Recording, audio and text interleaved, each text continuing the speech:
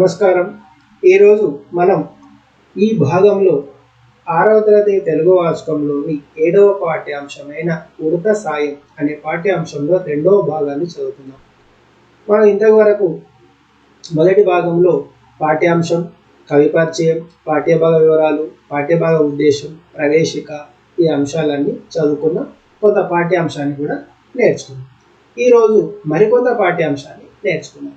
పాఠ్యాంశాన్ని నేర్చుకునే ముందు ఒకసారి మా ఛానల్ స్క్రీన్ పైన చూపిస్తాను, చూడండి. వెల్కమ్ టు ఎస్ఎం తెలుగు పాఠశాల. మీరు కనుక యూట్యూబ్లో ఎస్ఎం తెలుగు పాఠశాల అనే పేరుతో సెర్చ్ చేసినట్లయితే అందులో మేము అప్లోడ్ చేసినటువంటి వీడియోలన్నీ మీకు అందులో కనిపిస్తాయి. మీకు అవసరం ఉన్నటువంటి వీడియో చూడవచ్చు. ఆ ఛానల్ సబ్స్క్రైబ్ చేసుకున్నట్లయితే మేము అప్లోడ్ చేసినటువంటి వీడియోలకు సంబంధించిన నోటిఫికేషన్ వచ్చి మీరు పాఠ్యాంశాలు మిస్ కాకుండా చూసే అవకాశం ఉంటుంది. ఓకేనా? తర్వాత చూడండి. 6వ తరగతి 7వ పాఠం ఉడత సాయం 2వ భాగం ఈరోజు మనం నేర్చుకుంటాం. మొదటి భాగం నేర్చుకున్నాం కదా, ఈరోజు 2వ భాగాన్ని నేర్చుకుందాం. తర్వాత చూడండి, ఉడత సాయం ఇది మీరు మొదటి పాఠ్యాంశంలో కూడా చూసారు. ఈ పాఠ్యాంశాన్ని రాసిన కవి ఎవరు? గోన బుద్ధారెడ్డి. రాసిన కవి ఎవరు? గోన బుద్ధారెడ్డి. తర్వాత చూడండి, ఉడత సాయం మీ పాఠ్యాంశంలో అంటే మీ పాఠ్య పుస్తకంలో ఈ విధంగా పేరు ఉంటుంది. కింద గోన బుద్ధారెడ్డి ఉంది కదా. ఉడత సాయం అనే పాఠ్యాంశాన్ని రాసిన కవి గోన బుద్ధారెడ్డి. ఓకేనా? తర్వాత చూడండి, ప్రవేశిక. ఈ ప్రవేశిక కూడా మనం మొదటి భాగంలో చదువుకున్నాం, అయినా మరొకసారి మీకు చెప్తారు, ఒకసారి చూడండి. పరస్పర సహాయ సహకారాలు మనుషులకైనా జంతువులకైనా అవసరం. ఏంటిది? ఒకరికొకరు సహాయం చేసుకోవడం అనేది మనుషులకైనా జంతువులకైనా అవసరం. అయితే సమాజంలో 3 రకాల వారు ఉంటారు. అంటే ఈ సమాజంలో 3 రకాల మనుషులు ఉంటారట. మొదటి రకం వారు అధములు. మొదటి రకం ఏంటిది? అధములు. ఎందుకు అధములు? వీరు ఎవరైనా సహాయం చేయమని కోరినా చేయరు. చెప్పాను కదా మీకు మొదటి భాగంలో. అట్లా ఎవరైనా సహాయం చేయమని కోరినా కూడా అడిగినా కూడా చేయరు. 2వ రకం వారు మధ్యములు. 3 రకాలు అనుకున్నాగా, 2వ రకం వారు. 2వ రకం వారు మధ్యములు. వీళ్ళు ఏం చేస్తారట? వీరు ఎవరైనా సహాయం చేయమని కోరితేనే సహాయం చేస్తారు. వీళ్ళు ఎవరైనా సహాయం చేయమని అడిగితేనే సహాయం చేస్తారు. 3వ రకం వారు ఉత్తములు. 3వ రకం మనుషులు. వాళ్ళు ఉత్తములు. ఎందుకు ఉత్తములు అంటే వీరు ఇతరుల అవసరాలను గుర్తించి తమకు తాముగా సహాయం చేస్తారు. ఏం చేస్తారు? ఇతరుల అవసరాలను గుర్తించి తమకు తామే అడగకపోయినా కూడా సహాయం చేస్తారు. వీరు ఉత్తములు. ఉత్తమ లక్షణం కలిగిన ఉడత గురించి ఈ పాఠంలో చదువుకుందాం. అలాంటి మంచి లక్షణాలు కలిగినటువంటి ఉడత గురించి ఈ పాఠంలో చదువుకుందాం. మనం మొదటి భాగంలో కొంత చదువుకున్నాం కదా ఉడత గురించి. ఆ తర్వాత ఏదో చూద్దాం. పాఠ్యాంశం ఈ భాగం ఇది మీకు ఇంతకుముందు మొదటి భాగంలోనే నేను చదివి అర్థం వివరించాను, అయినా మరొకసారి చదువుతాను, చూడండి. ఓకేనా? చూడండి. నలు చేతిని కొసగనున నలుడవ్వి పుచ్చి తలకొని కట్టన తరి యొక్కయుడత గొబ్బున సేతువు కొనసాగవలయు నిబ్బలీలకును దోడేసి గావింతుననుచు శ్రీరాముని అడుగుదామరలు మనము నంజేర్చి యమ్మను జేషునెదుర నచ్చపు భక్తితో నటవాది మునింగి తా వచ్చి నిసకలో వడిన్ బొరలాడి తడయక చను దెంచి తనమే నీసక వడిగట్టుపై రాల్చి వనదిలో మునింగి తేలిగట్టున కేగి తిరగంగను బొరలి వాలిన భక్తితో వచ్చి విదల్చె నివ్విధంబున నుండ నినకులాది పుండు దవ్వులను పొడగాంచి తమ్ము నింజూచి పొందుగా లక్ష్మణ పొర్లదే చూడు ముందరనొకతరు మూషికం వెలమి. ఇక్కడి వరకు చదువుకున్నాం. ఇందులో ఉన్నటువంటి కఠిన పదాలకు అర్థాలు చూసినాం, భావాన్ని చూసినాం, ప్రతిదీ కూడా మనం అర్థం చేసుకున్నాం కదా. తర్వాత చూడండి, మరిగా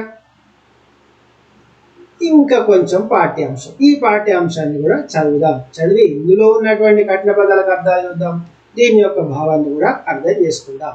ఓకేనా? చూడండి. నా మీద భక్తి ఉన్నత గతి భూనినం తామేను జలముల దడపి గట్టునకు జని వేగ నిసక పైంజల్లాడి తిరగన్ జనుదెంచి కొండల సందునారాచి కరమొప్పుచున్నది కపిల కులాధీశులు శక్తి దరుగిరులోగి తెచ్చు చోట దానెంతయని మదిదలపక ప్రేమ భూని సహాయమై పొర్లుచున్నదియు కనుగొంటి భవ దంగ్రి కమల యుగ్మమును. దీన్ని మరొకసారి చదువుతాను, చూడండి. నా మీద భక్తి ఉన్నత గతి భూనింతామేను జలముల దడిపి గట్టునకు జని వేగ నిసక పైంజల్లాడి తిరగంగ జను దెంచి కొండలా సందున రాల్చి కరమొప్పుచున్నది కపిల కులాధీశులు శక్తి దరుకిరులోగి తెచ్చు చోట తానెంతయని మదిదలపక ప్రేమ భూని సహాయమై పొదలుచున్నదియు కనుగొంటి వేయన కమలాప్త వంశ కనుగొంటి భవగంగ్రి కమల యుగ్మమును. ఇది పాఠ్యాంశం, మనకి ఇచ్చినటువంటి ద్విపద పాఠం. దీనిలో ఉన్నటువంటి కఠిన పదాలకు అర్థాలు చూద్దాం, చూడండి ఒకసారి. ఉన్నత గతిని పోని అంటే గొప్పగా భావించి, చల్లాడి అంటే పొర్లాడి, కరము అంటే మిక్కిలి, ఒప్పుచున్నది అంటే ప్రకాశిస్తున్నది, కపిల కుల ఆదేశులు అంటే వానర శ్రేష్ఠులు, ఉరుశక్తి అంటే గొప్ప శక్తి, తరుగిరులు అంటే చెట్లు కొండలు, ఓగి క్రమముగా, కమల ఆప్త వంశ అంటే సూర్యవంశ ప్రభు అయిన శ్రీరామ, భవత్ అంటే నీ యొక్క, అంగ్రి కమల అంటే పాద పద్మముల, యుగ్మము అంటే జంటను. ఇవి ఇందులో ఉన్నటువంటి కఠిన పదాలు. ఇప్పుడు ఈ పాఠ్యాంశం యొక్క ఈ ద్విపద భాగం యొక్క భావాన్ని ఒకసారి మనం చూద్దాం, చూడండి. ఏం చేస్తుందంటే అప్పుడు శ్రీరామచంద్రుడు ఏమంటున్నాడు, లక్ష్మణుడు చెప్పిండు. ఏమైంది కథ ఒకసారి మొత్తం చెప్తాం. మళ్ళీ సీతారాములు వనవాసం వెళ్ళినప్పుడు రావణుడు సీతను అపహరించుకొని పోయినప్పుడు ఆ రావణుడితో యుద్ధం చేయడానికి రాముడు ఏం చేస్తాడు, సముద్రం మీద వంతెన నిర్మించాలని వానరులకు ఆదేశాలు జారీ చేస్తాడు. అప్పుడు వానరులు వంతెన నిర్మిస్తుంటారు. అక్కడ మేస్త్రి పని చేసేటైన, మేస్త్రి అంటే నిర్మించేటైన నలుడు, ఆ నలునికి ఈ వానరులందరూ కొండలు చెట్లు అన్ని తీసుకొచ్చి ఇస్తూ ఉంటారు. అది చూసినటువంటి అక్కడ ఉన్నటువంటి ఒక ఉడత ఏం చేస్తుంది, ఆ వంతెన వేగంగా నిర్మాణం జరగాలని భావించి తాను కూడా సహాయం చేయాలనుకుంటుంది. ఆ సహాయం ఎలా చేస్తుంది అది, మరి ఉడత నేనేం చేస్తాను అనుకుంటుందా, అనుకోదు. తనకు తోచిన సహాయాన్ని చేస్తుంది. అలా చేయాలని ఏమనుకుంటుంది అంటే, తాను వనది అంటే సముద్రం, ఆ సముద్రంలోకి వెళ్ళి అందులో మునిగి శరీరాన్ని అంతా తడుపుకొని ఇసుకలోకి వచ్చి ఆ ఇసుకనంతా తన శరీరానికి పూసుకొని వచ్చి ఆ వంతెన మధ్యలో విదలుస్తుంది. ఈ విధంగా పదే పదే చేస్తూ ఉంటారు. ఇది చూసినటువంటి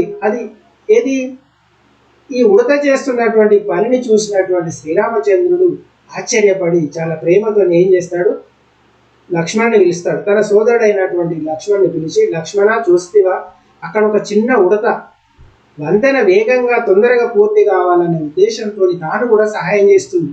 ఎలా చేస్తుంది, అంత పెద్ద కొండలు గుట్టలు తీసుకొచ్చి వేస్తున్నటువంటి బలవంతులైనటువంటి వానరులు పనిచేస్తుంటే వాళ్ళు చేస్తారులే, వాళ్ళ ముందు నేనెంత అని భావించకుండా తనకు తోచిన సహాయాన్ని చేస్తుంది. అది చూసినవా ఎంత గొప్పగా ఉన్నదో అని అంటున్నాడు. అన్నవల్లే ఆ తర్వాత జరిగినటువంటి కథను ఇప్పుడు చూద్దాం. ఇంకేమంటాడు, నా మీద భక్తి ఉన్నత గతింగూనితామేను జలముల దడిపి గట్టునకు జని వేగ నిసకపై జల్లాడి తిరగంగ జను దెంచి కొండనా సందుల రాల్చి. ఇక్కడ ఏం చేస్తుంది చెప్తున్నానమాట. నా మీద ఉన్నతమైనటువంటి భక్తి, ఉన్నత గతిని కోరి నా మీద భక్తి గొప్పగా భావించి, ఉన్నతమైనదిగా భావించి ఏం చేస్తుంది, తామేను ఆ ఉడత యొక్క శరీరాన్ని జలముల దడిపి, జలముల తడిపి గట్టునకు జని అంటే తిరిగి ఒడ్డు మీదకి వచ్చి వేగంగా వెళ్ళి ఇసుకపై జల్లాడి ఇసుక పైన పొర్లాడి తిరుగంజను దెంచి కొండలా సందున రాల్చి. అప్పుడు ఇందాక చెప్పినా కదా, అలా జల్లాడు ఏం చేస్తున్నది, పొర్లాడు ఏం చేస్తున్నది, ఆ ఇసుకను తీసుకొచ్చి ఈ రాళ్ళ మధ్యలో విదులుస్తున్నది అన్నమాట. అలా రాలుస్తున్నది చూసినవా అని అంటాడు అనమాట. ఇంకేమంటాడు, కరమొప్పుచున్నది, ఇక్కడే ఉన్నది కరం అంటే మిక్కిలి ప్రకాశిస్తుంది, కరమొప్పుచున్నది అంటే అమృత ఎంత ప్రకాశిస్తున్న చూడు, దాని యొక్క అద్భుతమైనటువంటి ఆ చేస్తున్నటువంటి పని వల్ల ఎంతో ప్రకాశవంతమైనటువంటి కీర్తి చేత ప్రకాశిస్తున్నట్లుగా అనిపిస్తుంది అని అంటున్నాడు. ఇంకేంది, కపికులాధీశులు శక్తి, కపిల కులాధీశులు, ఇక్కడ కపిల కులాధీశులు అంటే వానర శ్రేష్ఠులు, వానరులు బలవంతులు కదా. వాళ్ళు ఏం చేస్తున్నారు, తరు గిరులు, తరు అంటే చెట్టు, గిరులు అంటే కొండలు, ఊగి క్రమముగా. ఎవరు, కపిలాధీశులు శక్తి తరుగిరులోకి తెచ్చు చోట తానెంతయని మది దళపక. ఏం చేస్తుంది, అంత గొప్పనైనటువంటి వానర శ్రేష్ఠులు బలవంతులు, వాళ్ళు తరులు గిరులు అన్ని తీసుకొచ్చి ఆ వంతెన నిర్మించడానికి ఇస్తున్నారు. వాళ్ళ ముందు నేనెంత అని అనుకోకుండా, అని మనసులో భావించకుండా, ప్రేమ భూని ప్రేమతో సహాయమై పొర్లుచున్నది, సహాయం చేయడానికి ప్రయత్నం చేస్తుంది, పొర్లుతుంది, అందులో పొర్లుకుండా తీసుకొచ్చి అక్కడ తులిపేస్తుంది. కనుగొంటివేయన కమలాప్త వంశ, చూసినవా, కమలాప్తం అంటే ఇక్కడ కనుగొంటివి చూసినవా యన అని ఏమంటాడు, కమలాప్త వంశ, కమలాప్తుడు, కమలాలకు ఆప్తుడెవరు, సూర్యుడు, సూర్యవంశం యొక్క రాజైనటువంటి శ్రీరామ అని అర్థం అన్నమాట. కనుగొంటి భవదంగ్రి కమల యుగ్మమును, చూసినవా, అది ఏం చేస్తుందంటే అప్పుడు లక్ష్మణ్ చెప్తున్నాడు, నీ మీద ఉన్నటువంటి భక్తితోని నీ యొక్క పాదపద్మాల జంటను తన మనసులో నిలుపుకొని నీకు సేవలు చేస్తున్నట్టున్నది ఆ ఉక్త అని లక్ష్మణుడు అంటాడన్నమాట. ఆ తర్వాత ఏమైందో చూద్దాం. ఇంకా కొంచెం పాఠ్యాంశం, మరి ఇది కూడా ఒకసారి చదువుదామా, చదివి దీనిలో కూడా కఠిన పదాలకు అర్థాలు చూద్దాం, దీని యొక్క భావాన్ని కూడా మనం చూద్దాం. ఒకసారి చదువుతా చూడండి. నెవ్వడు మది నిలిపియో సంగుతృనంబు నవ్వేల్పు గిరిబోలు ననినా గాకున్నె కావున భక్తి ఆకారణంబనగననవుడు ముదమంది నలినాప్త సుతుని గనుగొని మరి దాని గనుగొను వేడుక బెనగొనుచున్నది ప్రేమ నిచటికి దెమ్మన్న వేగం వెదెచ్చి సుగ్రీవుడ మహాత్ముని చేతి కందిచ్చుటయు పలుదెరంగుల జాల ప్రస్తుతి చేసి కలిత దక్షిణ కరాగ్రమున దువ్వుటయు నలయుడుతకు వెనక నమరెన్ త్రిరేఖ చులుకనై చూర్కుల సుఖకరంబుగను. ఇది పద్యం. మరొకసారి చదువుతాం చూడండి.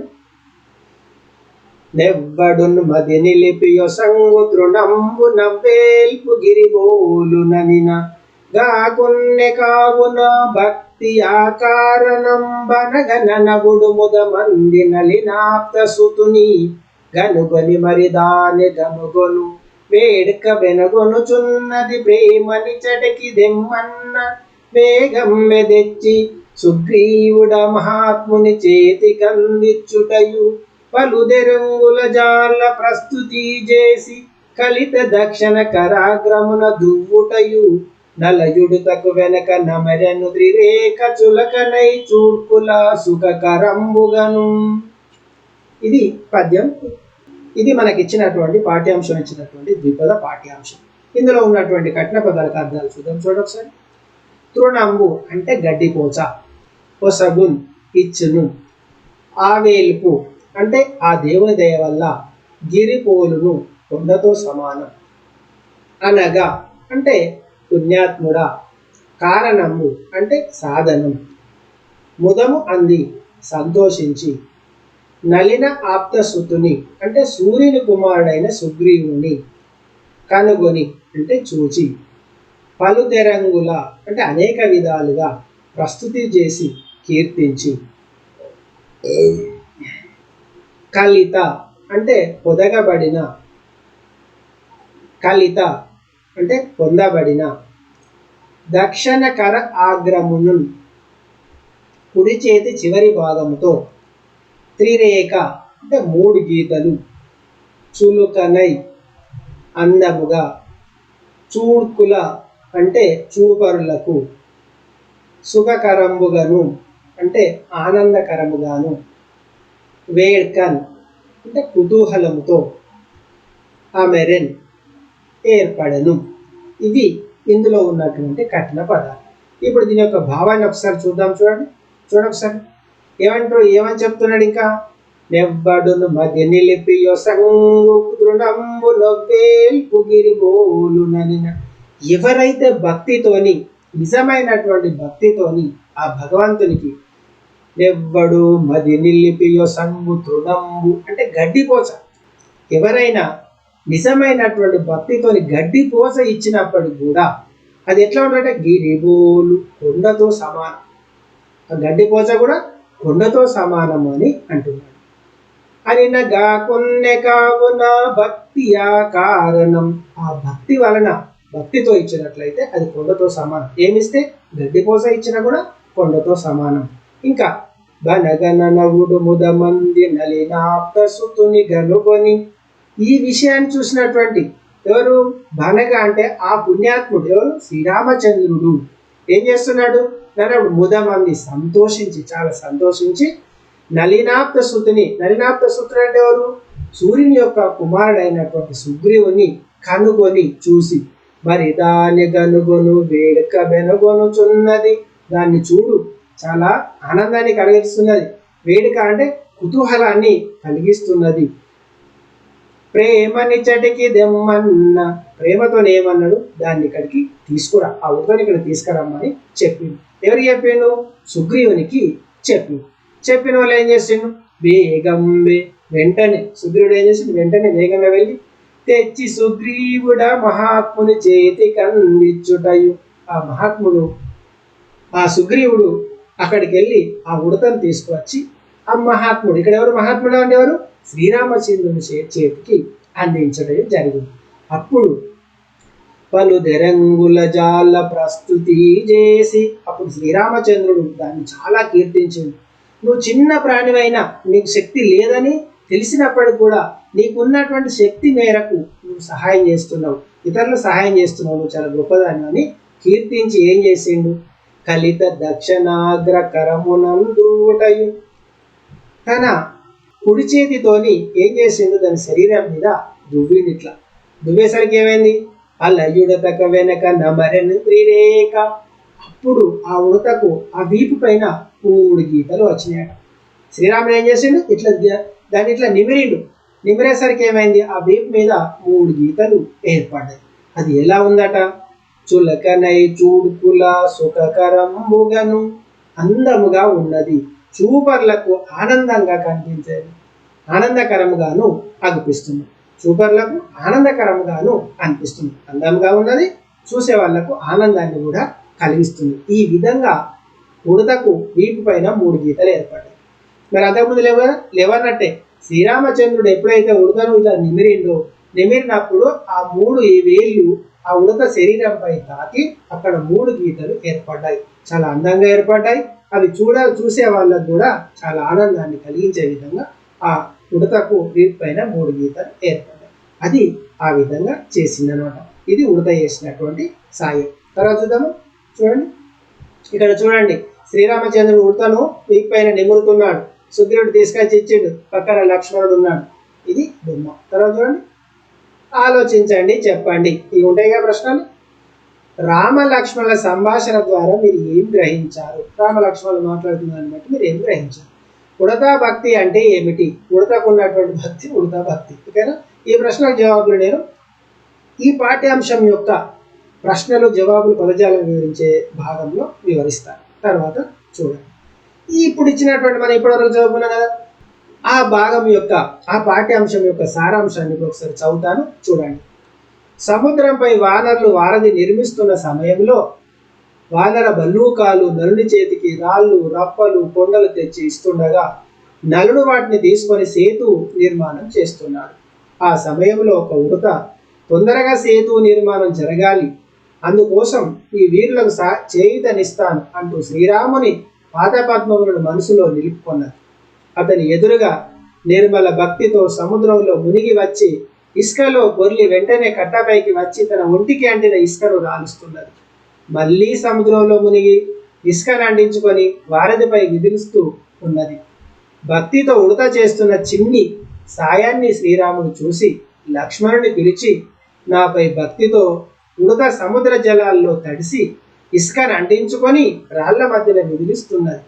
బలవంతులైన వానరులు కొండలను వృక్షాలను తెచ్చి వేస్తుంటే తానెంత, తన శక్తి ఎంత అని అనుకోకుండా ప్రేమతో సహాయం చేస్తున్నది చూసావా అని అన్నాడు.